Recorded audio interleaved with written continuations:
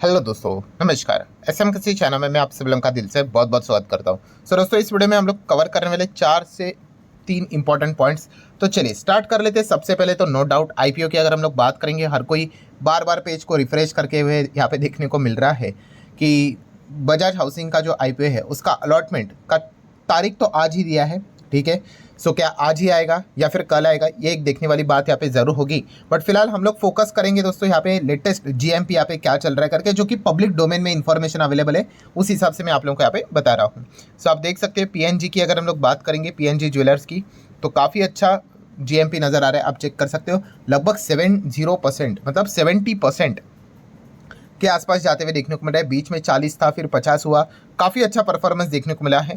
ठीक है, Bajaj housing finance की अगर हम लोग यहाँ पे बात करें तो लगभग यहाँ पे पैसा डबल होने के चांसेस ही ज़्यादा देखने को मिले, जिस हिसाब से डेटा पब्लिक डोमेन में देखने को मिल रहा है। नेक्स्ट अगर हम लोग बात करेंगे दोस्तों, तो जो एक टायर वाला हम लोग को आईपीओ देखने को मिला था, तो यहाँ पे हम लोग को जीएमपी गिरते हुए देखने को मिला है। 17 के ऊपर था, अभी 13.25% के आसपास देखने को मिल रहा है। एंड एक आखिरी अगर हम लोग क्रॉस आईपीओ की बात करें, तो यहाँ पे भी जो जीएमपी है वो पहले 20 के आसपास था, ये 15.5 के करीब जाते हुए देखने को मिल चुका है। ठीक है, वैसे अगर देखा गया तो आज के दिन एक आईपीओ लिस्ट भी होते हुए देखने को मिला था, श्री तिरुपति बालाजी आईपीओ, जिसका जीएमपी 32 नज़र आ रहा था। बट लिस्ट कितने पे हुआ? केवल 8.5% के आसपास। सो ठीक है, ये जीएमपी एक अंदाज़ा आप लोगों को यहाँ पे दे देता है, बट इसकी कोई रिलायबिलिटी नहीं होती है, कोई गारंटी नहीं होती है। ये वाला पॉइंट भी आपको पता है यहाँ पे होना चाहिए। बट ये अचानक काफ़ी सारे बदलाव हम लोग को जीएमपी में देखने को यहाँ पे मिल चुके हैं। देन अगर हम लोग बात करेंगे दोस्तों, आज के दिन बाजार तो एकदम सॉलिड रहा, बट जिसके पोर्टफोलियो में ये एक स्टॉक रहा है उसके ज़रूर हम यहाँ पे कह सकते हैं खून के आंसू यहाँ पे बहे होंगे, क्योंकि स्टॉक मैसिवली हम लोग को क्रैश होते हुए देखने को मिल गया। 16% स्टॉक का नाम है ग्रैन्यूल्स इंडिया। ये 16.5% स्टॉक एक तरफा लोअर लो काट काट कर नीचे आते हुए देखने को यहाँ पे मिल चुका है। सो इसके पीछे का कारण क्या है उसी को कवर करेंगे। बट जैसे मैंने हमेशा आप लोगों को सिखाया है कि अगर आप फार्मा कंपनी में निवेश करने का विचार कर रहे हो तो आपको एक चीज़ ज़रूर पता होनी चाहिए। एंड अगर आपको ये नहीं पता है तो फिर डेफिनेटली आप शेयर बाजार में तो हो, बट आप तुक्केबाजी कर रहे हो, ऐसा आप यहाँ पे बोल सकते हो। सो फार्मा सेक्टर से जुड़े हुए आप सभी लोगों को पता ही है यूएसएफडीए, तो इसके बारे में आप लोगों ने ज़रूर यहाँ पे पढ़ना चाहिए। ठीक है, यूएसएफडीए की अगर हम लोग यहाँ पे बात करें, फूड एंड ड्रग एडमिनिस्ट्रेशन, सो काफ़ी बार इनके इंस्पेक्शंस हम लोगों को देखने को मिल जाते हैं। अप्रूवल की भी अगर हम लोग यहाँ पे बात करें तो वो भी रिक्वायर्ड यहाँ पे होती है फार्मा कंपनीज को। एंड ग्रैन्यूल्स इंडिया में आज के दिन यही दिक्कत देखने को मिली। आज के दिन मतलब आज के दिन कोई इन्वेस्टिगेशन नहीं हुआ था, काफ़ी समय से ये हम लोग को चीज़ें चलती हुई देखने को मिल रही थी। आज उसका आउटकम सामने आया एंड यहाँ पे लगभग यूएसएफडीए को 6 ऑब्जर्वेशन यहाँ पे मिले हैं। उनकी एक जो यूनिट हम लोग को देखने को यहाँ पे मिल रही है गागिलपुर की, अगर हम लोग यहाँ पे बात करें तो इसी चीज़ के चलते ये हम लोग को गिरावट होते हुए देखने को मिली है। अगर हम लोग बात करें तो थोड़ा सा डेटा आप यहाँ पे देखना चाहते हो तो आप चेक कर सकते हो यहाँ पे कि 26 अगस्त को ये इंस्पेक्शन कंडक्ट यहाँ पे हुआ था, जो कि 6 सितंबर तक चला था। एंड उसके बाद अभी उसका आउटकम आज हम लोग को देखने को यहाँ पे मिल गया। अगर आप कुछ यहाँ पे रीजंस को भी अगर आप चेकआउट करना चाहते हो कि क्या क्या वैल्यूएशंस उन्होंने करके रखे हुए हैं, तो आप वो भी यहाँ पे देख सकते हो। जैसे कि इक्विपमेंट की बात करें तो प्रॉपरली यहाँ पे क्लीन हम लोग को देखने को यहाँ पे नहीं मिल रहे थे। प्रॉपरली अप्रोप्रिएट इंटरवल्स के थ्रू यहाँ पे उनको बार बार क्लीन करना पड़ता है, तो वो चीज़ें यहाँ पे नज़र नहीं आई।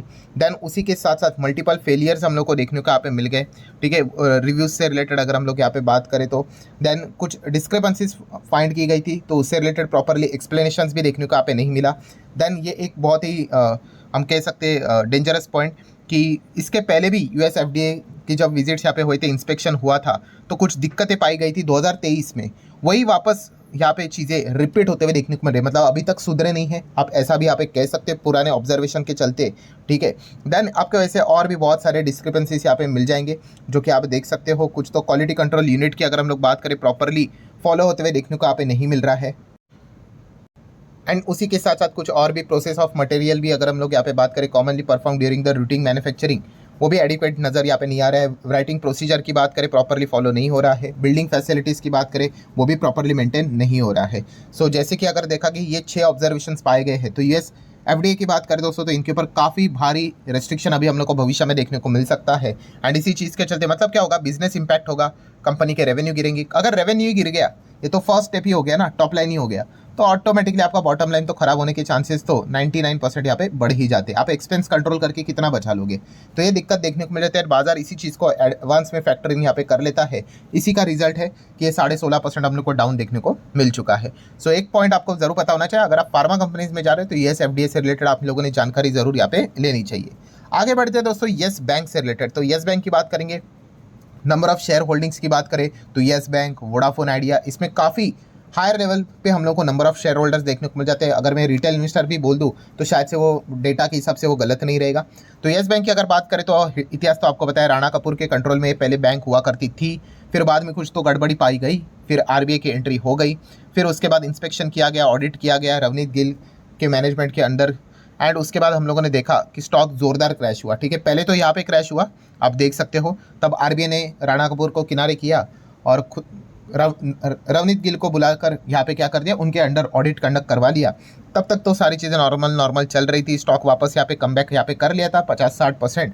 एंड उसके बाद जो रिजल्ट सामने आए, फिर उसके बाद येस बैंक का दी एंड हम लोगों को देखने को मिल गया। मैं पुरानी येस बैंक की बात कर रहा हूँ, फिर तो वो कोलैप्स ही हो गया, आपको पता है 5 रुपये तक वो स्टॉक फिर हम लोग को आते हुए देखने को मिला था। फिर उसके बाद आपको पता ही है आरबीआई की एंट्री हो गई थी। आरबीआई की रिस्पॉन्सिबिलिटी होती है भाई बैंक की सुरक्षा रखना, शेयर होल्डर की सुरक्षा रखना, वो उनका काम नहीं होता है। बैंक में जो लोगों का डिपॉजिट्स है उसको प्रोटेक्ट करना, बैंकिंग इंडस्ट्री एंड सिस्टम के ऊपर लोगों का विश्वास बना रहे, इसके ऊपर आरबीआई काम करते हैं। आरबीआई ने अपना काम बहुत बखूबी से निभाया। आप देख सकते हैं येस बैंक आज भी जिंदा है। अगेन कह रहा हूँ, शेयर होल्डर के लिए वो काम नहीं करते, वो यहाँ पे डिपॉजिट होल्डर के लिए काम यहाँ पे करते हैं। एंड डिपॉजिट्स अभी आप देख सकते हो येस बैंक में हम लोग को आज भी स्मूथली वर्कआउट होते हुए देखने को यहाँ पे मिल रहे हैं। इसके पीछे रीज़न भी आप सभी लोगों को पता ही है, बहुत सारे बैंक्स को पैसा डालने के लिए कहा, एसबीआई ने सबसे ज़्यादा पैसा डाला। स्टेक भी देख सकते हैं एसबीआई का ही सबसे ज़्यादा येस बैंक में हम लोग को देखने को मिल रहा है। डीआईएस को अगर आप ओपन करोगे तो लगभग 24% का करंट लेवल पे stake State Bank of India का देखने को मिल रहा है। देन इसमें एलआईसी आ गया, HDFC bank, ICICI bank, Axis bank, Kotak, बहुत सारे आप लोगों को बैंक्स देखने को यहाँ पे मिल जाते हैं। सो अभी वापस वही खबरें बार बार सामने यहाँ पे आती रहती है कि यहाँ पे शायद से अभी जो इनके पुराने प्लेयर्स है, मतलब डोमेस्टिक इंस्टीट्यूशनल इन्वेस्टर जो बैंक्स देखने को मिले थे, वो शायद से यहाँ से एग्जिट कर ले करके, ऐसी चीज़ें यहाँ पे फिलहाल तो सामने यहाँ पे आ रही है। और जैसी खबर ये सामने आती है तो एसबीआई का स्टॉक सबसे ज़्यादा भागता है, क्योंकि इनके पास लगभग 23-24% की होल्डिंग देखने को मिल रही है और बहुत ही लोअर लेवल पे होल्डिंग मिली थी, कुछ तो 12 रुपये के आसपास। तो उस हिसाब से तो इनको अच्छा खासा प्रॉफिट मिलेगा, एंड इसीलिए जब ये खबर आती है एसबीआई का स्टॉक भाग लेता है। सो अभी की अगर हम लोग बात करें दोस्तों, तो क्या प्रॉब्लम यहाँ पे हुई है, लेटेस्ट खबर क्या है जो कि रिपोर्ट के जरिए है। तो दोस्तों एक जापानीज बैंक है एसएमबीसी, ठीक है, वो प्लान कर रही है कि एस बैंक में स्टेक खरीदेंगे करके, बट आरबीआई बीच में दीवार बनकर खड़ा है। अभी आप बोलोगे भाई आरबीआई को क्या प्रॉब्लम है यहाँ पे, तो येस बैंक में स्टेक सेल यहाँ पे हो रहा है करके। तो दोस्तों आप देख सकते हैं आरबीआई को प्रॉब्लम है with the majority ownership by a foreign bank. मतलब यहाँ पे स्टेक खरीदने के लिए वो कोई छोटा मोटा स्टेक खरीदने के लिए नहीं आ रहे हैं, वो यहाँ पे आ रहे हैं मेजॉरिटी स्टेक खरीदने के लिए। मतलब अगर मैं यहाँ पे बात करूँ दोस्तों तो 51% स्टेक यहाँ पे वो जापानीज बैंक शायद से खरीद सकती है येस बैंक का। मतलब क्या, इन शॉर्ट वो फॉरेन बैंक बन जाएगी, एंड इस चीज़ को आरबीआई फिलहाल तो अलाउड नहीं कर रहा है, इसके फेवर में नहीं है, एंड इसीलिए आरबीआई बार बार इसको विरोध कर रहा है। ये सारी चीज़ें अंदर चल रही है, रिपोर्ट के जरिए ये सारी चीज़ें हम लोग को देखने को यहाँ पे मिल रही है। ठीक है, तो ये देखने वाली बात होगी कि अभी आगे क्या होता है करके। बट इसमें प्रॉब्लम ये हो गया कि येस बैंक के शेयर होल्डर ये फिलहाल तो फंसे हुए हैं, क्योंकि ये ना तो आगे जा रहा है ना तो पीछे जा रहा है, एक ही रेंज में हम लोग को अटकते हुए देखने को यहाँ पे मिल चुका है। सो एक बार के लिए ये सारी चीज़ें क्लियर आउट यहाँ पे हो जानी चाहिए, तो फिर हम कह सकते हैं कि मतलब बोलते हैं ना, वो दरवाजा ओपन हो जाता है और फिर आप नई चीज़ों के बारे में सोच सकते हो। बीच में हम लोगों ने एक ऐसी चीज़ देखी थी, रिलायंस इंडस्ट्री में भी देखी थी, आपको याद है, वो फ्यूचर रिटेल, अमेजॉन, रिलायंस, कितना बड़ा वो केस चल रहा था। रिलायंस 1 से 1.5 साल लिटरली एक ही रेंज पे अटका रहा। ठीक है, कोई बड़ा प्लेयर उसमें पैसे ही लगाने के लिए नहीं आ रहा था, बिकॉज अटक गया था। फिर बाद में वो कौन लफड़ा निकालेगा, आपको पता ही है, एक बार कोर्ट में मैटर गया, फिर बाद में रिलायंस ने हाथ खड़े कर दिए, बोल दे जानो दो, जो बाकी असेट विसेट का काम है वो कर लेते हैं, बाकी चीज़ें नहीं चाहिए करके। उसमें फ्यूचर रिटेल बर्बाद हो गई, फ्यूचर ग्रुप बर्बाद हो गई, बट उसके बाद रिलायंस वापस हम लोग को चलते हुए देखने को मिल गया। तो येस बैंक का भी कुछ वैसा ही है कि ये सारी चीज़ें सॉर्ट आउट यहाँ पे हो जानी चाहिए। बार बार ये खबरें आती रहती है, फिर वापस बताया जाता है कि नहीं ऐसा नहीं है करके। तो इसमें क्या आ जाता है, फिर तेज़ी में रुकावट हम लोग को देखने को यहाँ पे मिल जाती है। बाकी चीज़ों की बात करें फंडामेंटली, तो आपको पता है फंडामेंटल्स इनके काफ़ी वीक है, बीच बीच में स्कोर अच्छा कर लेते हैं, बट आपको पता ही है बाजार को चाहिए कंसिस्टेंसी। सो देख लेते हैं आगे क्या होता है करके। इस खबर से रिलेटेड भी जुड़ी हुई आगे क्या खबर निकल कर आती है वो देखना इंपॉर्टेंट रहेगा। आ जाते हैं आखिरी पॉइंट के ऊपर, एंड दोस्तों वो है इंटरेस्ट रेट कट से रिलेटेड। यस, दुनिया भर के अभी जितने भी शेयर बाजार वाले लोग हैं, हर किसी का फोकस एफओएमसी के ऊपर है, बट उससे पहले यूरोपियन सेंट्रल बैंक ने एक और बार रेट कट यहाँ पे कर दिया अभी अभी की अगर हम लोग बात करें, आप देख सकते हैं यूरोपियन सेंट्रल बैंक ईसीबी की बात करें, cut the interest rate again. Again ऐसा क्यों बोला? क्योंकि इसके पहले भी उनका सेंट्रल बैंक का जो मीटिंग हम लोग को देखने को मिला था वहाँ पे उन्होंने रेट कट किया था, तो एक और बार रेट कट होते हुए देखने को यहाँ पे मिल चुका है, ठीक है। बट उन्होंने जो फोरकास्टिंग की है आने वाले समय में ग्रोथ की, वो उन्होंने लोअर लेवल पे यहाँ पे कर दी है। तो आप देख सकते हो the European Central Bank on Thursday deliver a quarter point interest rate cut making it second reduction to the deposit rate this year,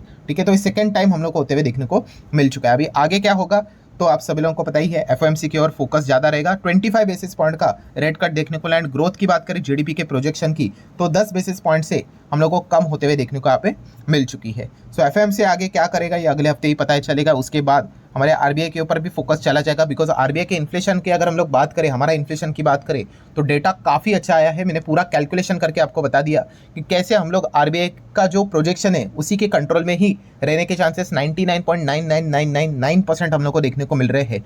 फिर भी 0.0001% छोड़ना क्यों पड़ रहा है? मान लो एकदम ही बहुत बुरी सिचुएशन हो गया और इन्फ्लेशन अगर 6.01 के पार चला गया तो ही आरबीआई के प्रोजेक्शन को हम लोग मीट नहीं कर पाएंगे, एंड तब जाके बाजार बहुत ज़बरदस्त गिर भी सकता है। बट इतनी खराब स्थिति किधर, मतलब दूर दूर तक नज़र भी यहाँ पे नहीं आ रही है, बट फिर भी मैंने जो फॉर्मेलिटी थी वो आप लोगों को यहाँ पे करके बता दी है। सो डेफिनेटली अभी आने वाले समय में एफओएमसी की ओर फोकस रहेगा। अगर वो यहाँ पे आने वाले हफ्ते में रेट कट करेंगे, 25 का ही एक्सपेक्टेशन किया जा रहा है, देन डेफिनेटली आरबीआई के ओर से भी रेट कट के चांसेस 90% से ज़्यादा हम लोग को देखने को यहाँ पे मिल सकते हैं। सो ठीक है दोस्तों, जितने भी इंपॉर्टेंट पॉइंट्स थे सारे कवर कर रहे। वीडियो हेल्पफुल लगा होगा तो चाहो तो लाइक एंड शेयर कर सकते हो। मिलते हैं अगले वीडियो में, तब तक के लिए बाय बाय।